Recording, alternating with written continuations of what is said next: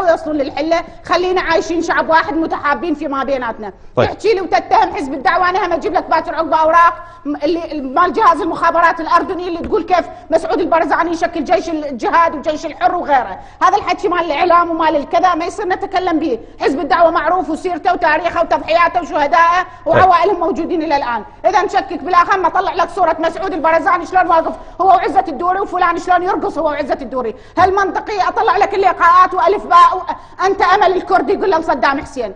اذا بهذا الحكي نبني دوله، ماكو دوله ترى بيناتنا وبيناتكم، وانما راح نوصل الى قضيه حرب ودماء. مو منطقي اخي تتحدث عن دوله انت تاكل وتشرب وتتمتع بخيراتها، تحترمها وتلتزم بها، تاخذ مالك وتعطي ما عليك. مو منطقي 140 ما يصرف.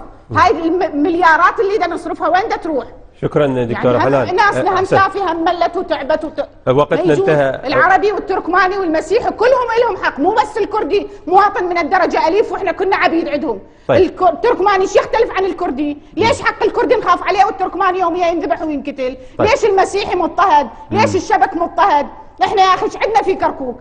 ما تقول ليش عندنا هم نقعد ونسكت مثلنا مثل غيرنا. اخذ الموصل، مو منطقي المفترض الكل يوقف وقفه واحده على وحده العراق، لا يجوز تقسيمه، لا يجوز ان يتمدد الاقليم على الاخرين. نخشى، نعم نخشى من الانفصال. طيب. نخشى مو لشيء، وانما تعاهدنا على وحده العراق. شكرا تعاهدنا معاكم لدى كتابه الدستور ان يبقى العراق واحد. اما اليوم تتنصلون من الاتفاق وتريدون تبنون دولتكم الكرديه، ابنوها بس مو على حساب الاخرين. دكتورة حنان شكرا.